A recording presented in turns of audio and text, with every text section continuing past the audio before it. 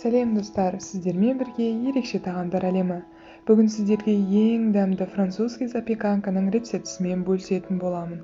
Осындай нәзік, керемет хош иісті және дәмді запеканка керек ингредиенттер төменде көрсетілген. Ең алдымен картопымызды осындай жұқа слайстар етіп турап алатын боламыз. Содан кейін қызанағымызды да дәл сондай етіп турап шығамыз. Ендігі кезек пиязға келді. Пиязымызды ұсақтап көбіктеп турап алыңыз. Пиязыңыздың шырыны шығу үшін сәл тұз сеуіп, қысып алыңыз. Ендігі кезекте запеканкамыздың фаршын дайындап алатын боламыз. Ол үшін 300 грамм фаршымызды алып, татымына қарай қарабұрыш тұзымызды саламыз және 1 шай қасық паприкамызды салып, жақсылап араластыратын боламыз.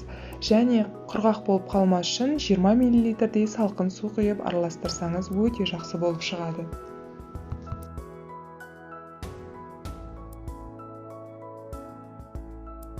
Ендігі кезекте слайс ретінде туралған картопымызды тұздап бұрыштайтын боламыз.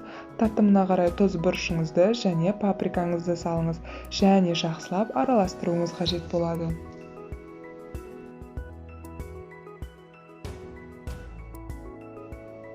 Достар, ендігі кезекте запеканкамыздың соусын дайындаймыз. Ол үшін бізге 2-2,5 ас қасықтай майонез қажет болады. Соның үстіне су құятын боламыз. Барлық мөлшері төменде көрсетілген. Жақсылап араластырып, сұйық соус жасап аламыз.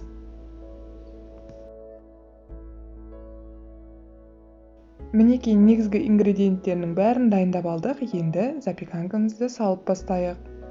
Керек ыдысымызға ең алдымен түбіне сұйық майымызды құйып жағып шығамыз. Жан-жағына барлық жеріне тигізіп жағып шығыңыз. Содан соң картопымызды саламыз.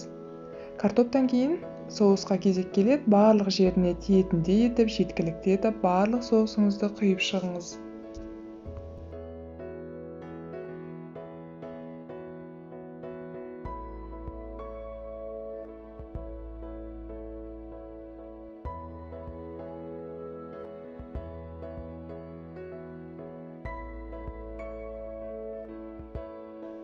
Содан соң көбіктеп туралған жуаңызды да барлық жеріне жайып, салып шықсаңыз болады.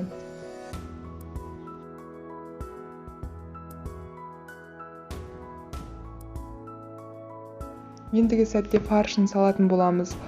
Оны салуға ыңғайлы болу үшін қолымызға осындай жалпақ етіп жайып алып, содан кейін орналастырсаңыз болады. Сол кезде өте ыңғайлы орналасады.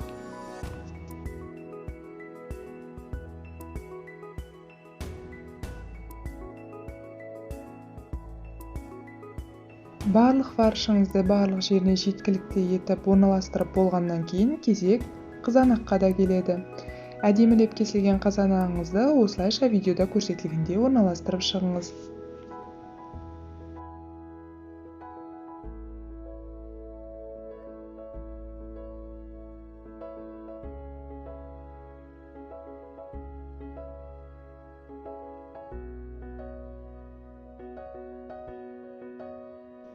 Мінекей достар, запеканкамыздың барлығын орналастырып шықтық ингредиенттерін. Енді одан әрі сочный болу үшін бетіне 3-4 тілім сары майды жұқа етіп салсаңыз болады. Өте керемет болып шығады. Содан соң қызып тұрған 180 градустағы пешке салып 50 минуттай пісіріп алыңыз.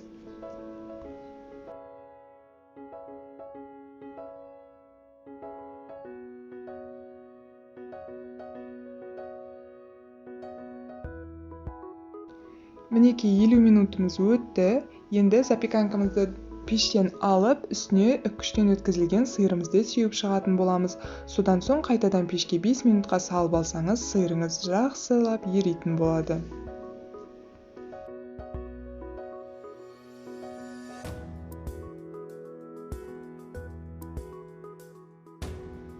Мінекей достар, запеканкамыз да дайын болды. Бетіндегі сырын айтсаңызшы, сондай керемет еріген және нәзік, дәмі ғажап болып шықты. Сіздер де жасап көріңіздер.